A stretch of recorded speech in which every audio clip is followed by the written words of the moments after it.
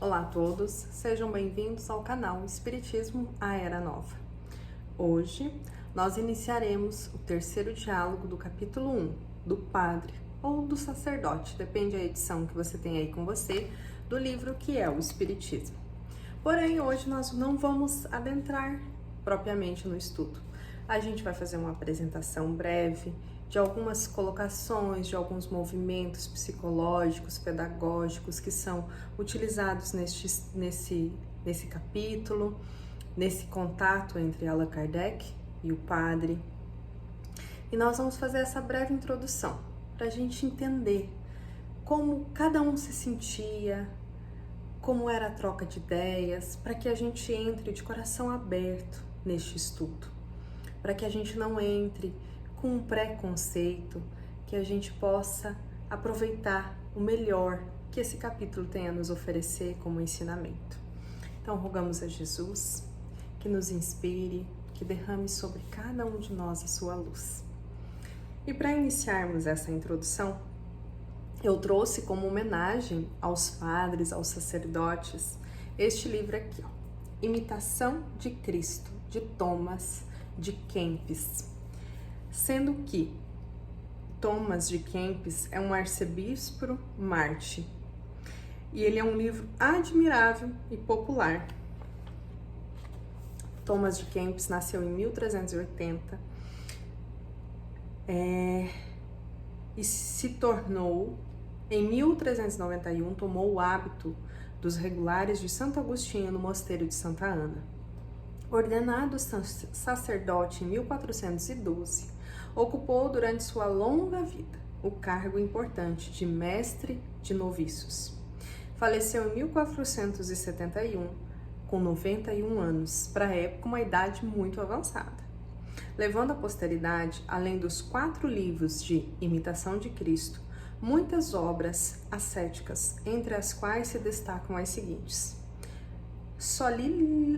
Soliloquium Animae, Orations de Meditation, De Vita Christi, Vita Gerardi Magni, Chorina Montes Angenitis, entre outras. Portanto, o nosso autor do livro que a gente trouxe hoje é um padre, um sacerdote católico, muito inspirado, que ajudou milhares de pessoas, que a gente fez questão de ler a biografia dele. E exatamente por a gente estar fazendo a introdução do diálogo entre Kardec e do padre, fizemos questão de trazer uma mensagem que abrimos a aleatória deste livro, que é riquíssimo, que eu sou espírita, mas que ele me engrandece muito em todos os sentidos. Porque a gente tem que lembrar que a verdadeira religião é o amor. Sabe, não importa se é um padre, se é Kardec, se é um filósofo, se é um budista que escreveu, aquilo tem amor, se aquilo te faz bem, então que você possa acolher no teu coração. Seguindo Paulo, leia tudo e retenha o que é bem.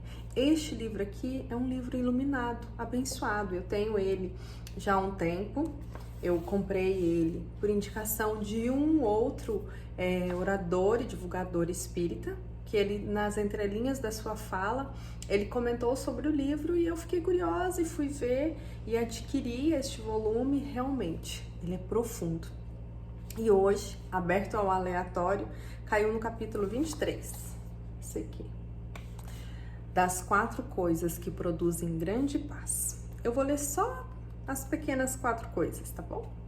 Peço licença para vocês para ler as notas de Thomas de Kempis, nosso sacerdote homenageado na introdução do terceiro diálogo. Jesus, filho, vou agora ensinar-te o caminho da paz e da verdadeira liberdade. Segundo, a alma, fazei, Senhor, o que dizeis, que muito grato me é ouvi-la.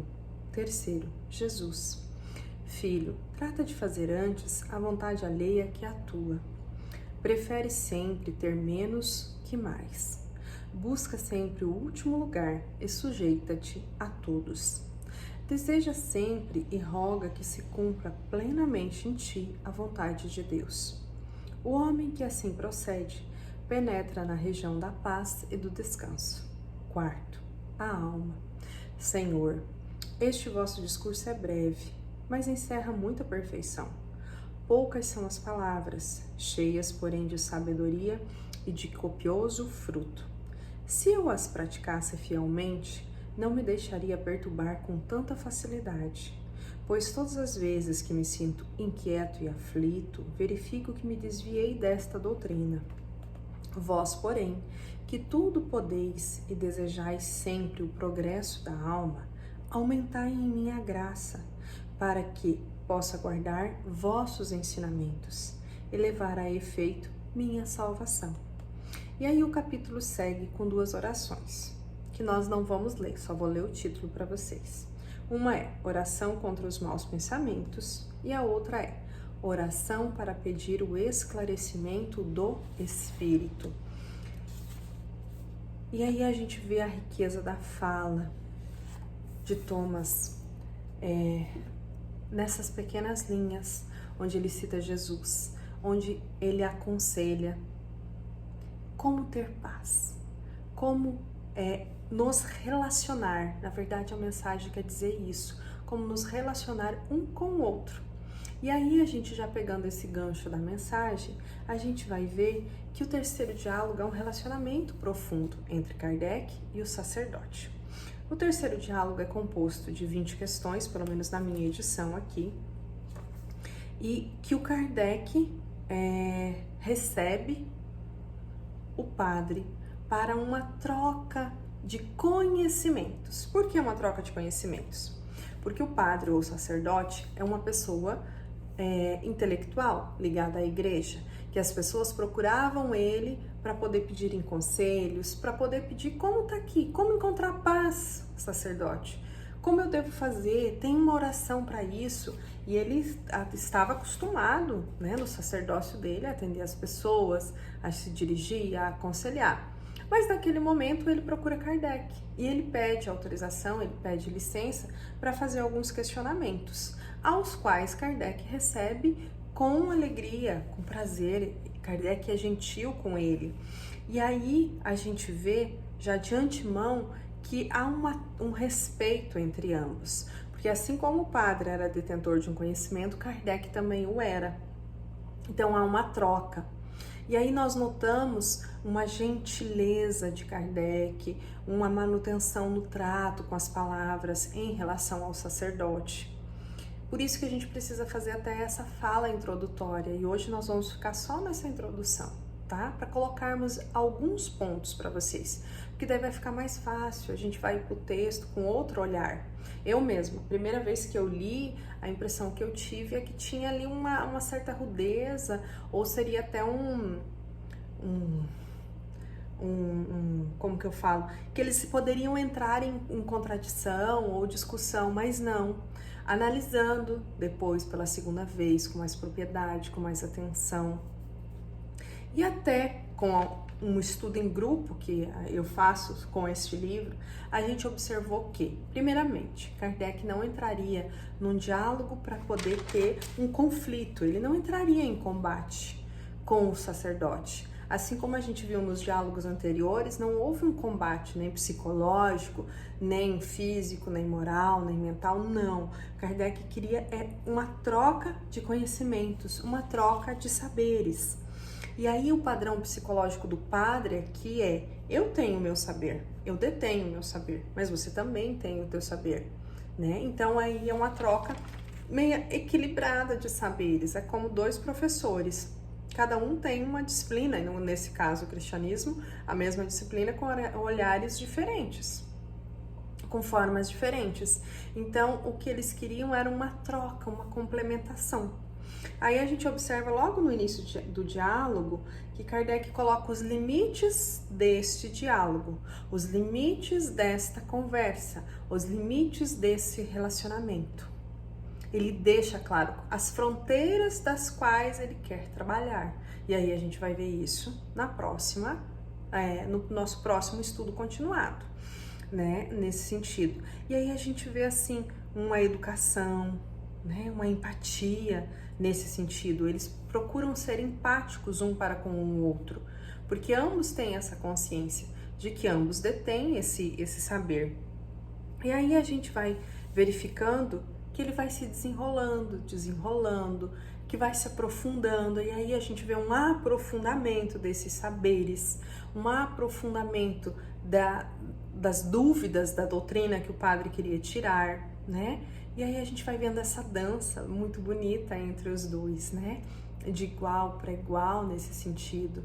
E a gente vai vendo também o respeito, eles se respeitam, né? A dignidade um do outro. Até pode parecer que na palavra não, porque a palavra não tem o sentimento.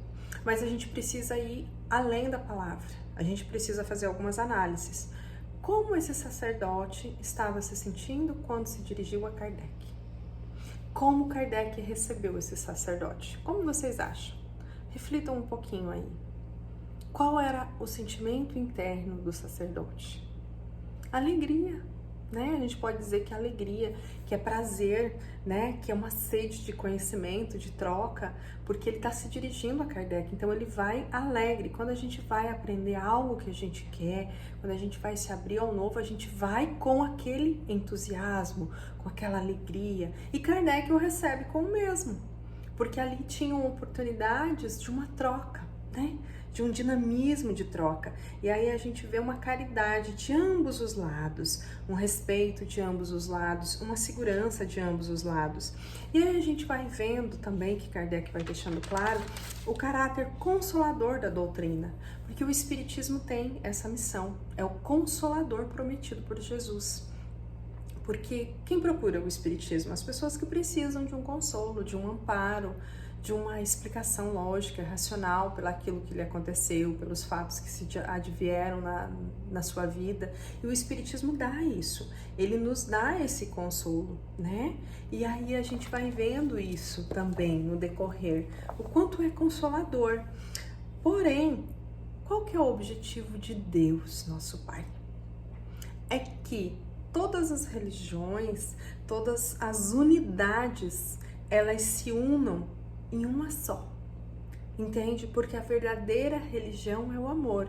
Então chegará um tempo, não nessa existência física nossa, mas chegará um tempo em que todas as religiões vão estar praticando o amor universal, fraternal. Essa é a vontade de Deus. Hoje nós temos unidades subdivididas porque, como a gente tem estudado e tem visto, temos padrões psicológicos, temos entendimentos diferenciados dos seres humanos. A gente vê lá na escala espírita, né?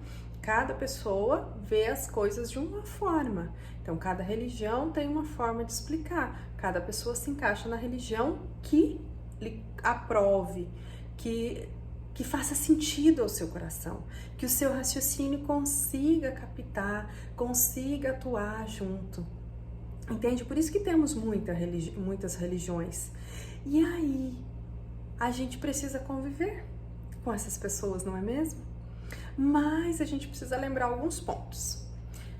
E eu queria colocar eles de forma rápida e clara. Primeiramente, Deus é único.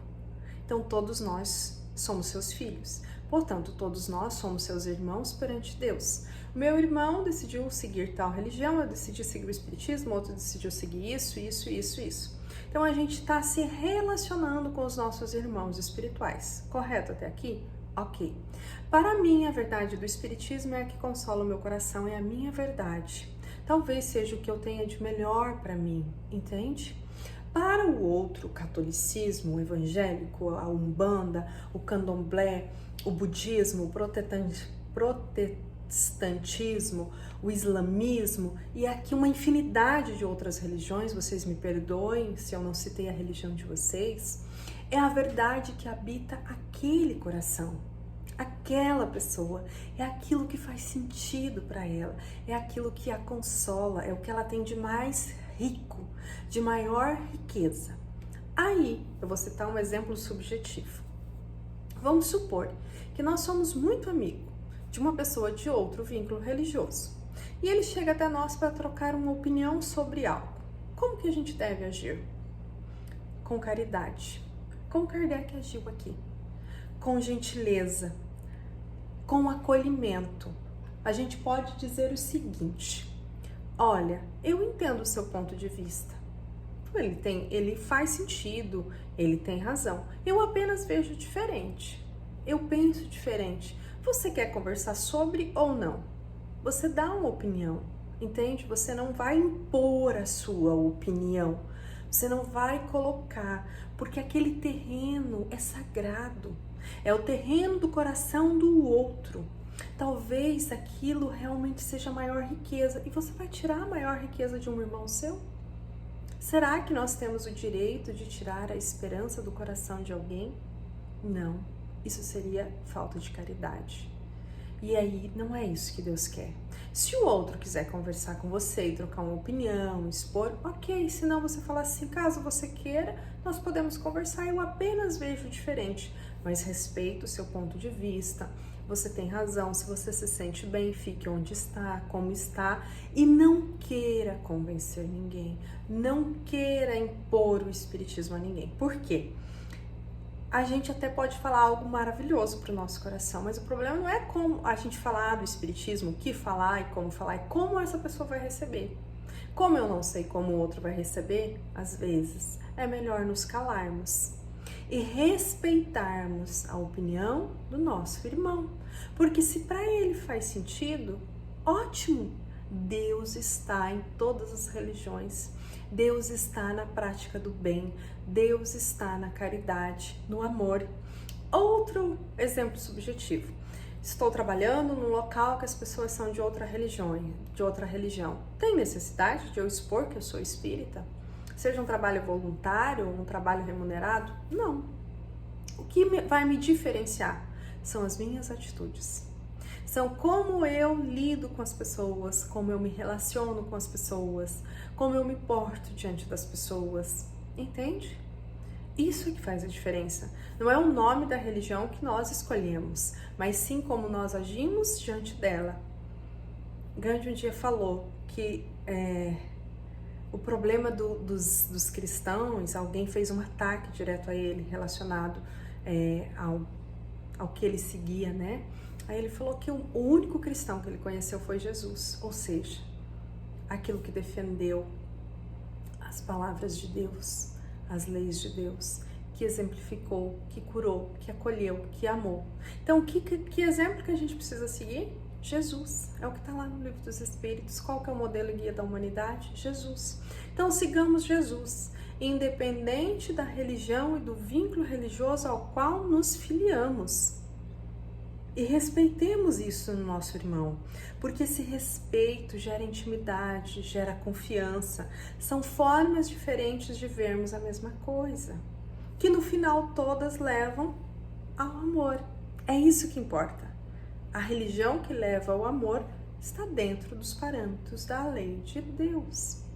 E aí, esse capítulo, a gente vai observar que ele vai se tornar desafiador ao nosso raciocínio lógico, porque a gente não tem que só raciocinar junto com o padre e com Kardec, a gente precisa sentir aquela dança psicológica, aquela troca de ideias, aquela troca de conceitos entre ambos, aquele respeito mútuo que eles têm um com o outro, como professor e professora, ambos, cada um de um lado, né? Como um honrando o outro, eles estão conversando sobre algo e ambos honram o ponto de vista do outro.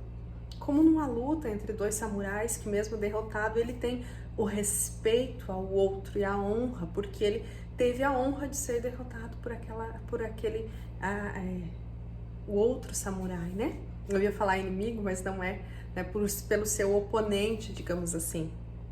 Então aqui nós temos um perfil e um padrão de relacionamento, onde nenhum está provando que é certo ou não. E o que importa é a gente sentir juntos. O que importa é a gente chegar nesse consenso juntos. Até mesmo por quê? Porque aqui reside a caridade. Aqui reside a bandeira do Espiritismo. Fora da caridade não há salvação.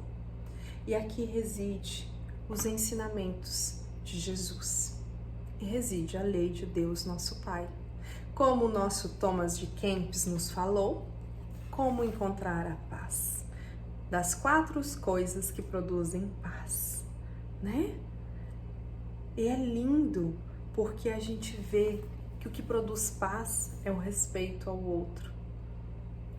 é a dignidade do pensamento do outro, é o acolhimento do pensamento do outro, sabe? Mas isso a gente vai aprendendo com a vida, a gente vai aprendendo aos poucos. E aqui eu abro meu coração em um parênteses para falar que quando eu iniciei no Espiritismo e aquilo me fez tão bem, e aquilo fez sentido à minha mente, ao meu coração, eu chegava para as pessoas e falava assim: nossa, vocês precisam conhecer o centro, vocês precisam escutar uma palestra, ler um livro, faz tão bem, sabe? Isso aqui faz sentido, isso aqui tem uma explicação. E aí as pessoas não estavam preparadas para escutar aquilo. Mas porque eu fazia por maldade há anos atrás isso? Não. Eu fazia por amar as pessoas, porque eu achava que aquilo que estava fazendo bem para mim também ia fazer bem para ela. Porém, com o passar dos anos, com o meu amadurecimento, e não significa que eu atingi um estágio de amadurecimento ideal, porque nós nunca atingimos, pelo menos não aqui na Terra, a gente sempre está em constante aprendizado. Eu, pelo menos, aprendo todos os dias. Eu, pelo menos, quero me melhorar a mim mesma todos os dias. Quero tomar consciência das minhas autoilusões, das minhas sombras, para que eu possa me melhorar, né? Ir além de mim. E aí, hoje eu ajo diferente. Eu ajo assim. Eu tenho muitos amigos de outras religiões, pessoas que eu amo, mas eu amo profundamente. E elas sabem disso. E não me importa como elas pensam, qual religião elas estão, faz bem para elas. E se faz bem para elas, faz bem para mim, por eu amá-las. E ponto, entende? Assim como eu vejo que para elas também não importa eu ser espírita. Elas me amam como eu sou. E aí a gente vai vendo que Deus está em mim, mas que Deus está nelas. E assim a gente segue juntos, vivendo, compartilhando experiências, né? Assim a gente segue juntos, chorando juntos, sorrindo juntos, porque a vida é essa grande corrente de amizades que a gente tem entre os nossos irmãos espirituais. É isso que importa, entende? São formas diferentes de ver a mesma coisa, são sentimentos diferentes, cada um no seu livre-arbítrio escolhe o caminho que quer tomar, e Deus, nosso Pai, olha por todos nós. E aí, finalizando já a nossa fala de hoje, já que é só uma introdução do capítulo 3, do diálogo entre o padre e Kardec, que é riquíssimo, convido vocês a ficarem conosco, convido vocês a compartilharem também, tá? E trocar ideias, fazer comentários, divulgarem, realmente auxiliarem na divulgação da doutrina espírita, que é a lei de Deus, que é o Consolador prometido. Se assim fizer sentido para vocês, é claro, né? E eu agradeço, porque assim, eu apenas sou um instrumento. O que importa é aqui nós trocarmos, nós nos sentirmos, nós aprendemos a nos relacionar, cada um com o seu dinamismo, cada um com o seu psiquismo, cada um com as suas escolhas. Lembrando que a gente vai verificar um diálogo rico, de muita empatia, de muito respeito, que vai fazer nós pensarmos, nós refletirmos, que a gente precisa ter assim, como eles se sentem, qual é o sentimento desse padre, qual é o sentimento de Kardec, todas as questões, como eles estão se sentindo, tá? Essa é uma pergunta que vai ficar no ar e que a gente vai retomar ela no decorrer dos estudos aqui do 3º capítulo, para que a gente possa ter uma riqueza de troca de ideias, tá bom? Então, muito obrigada por estar conosco até aqui. Eu tomarei a liberdade de fechar os meus olhos e fazer uma breve prece.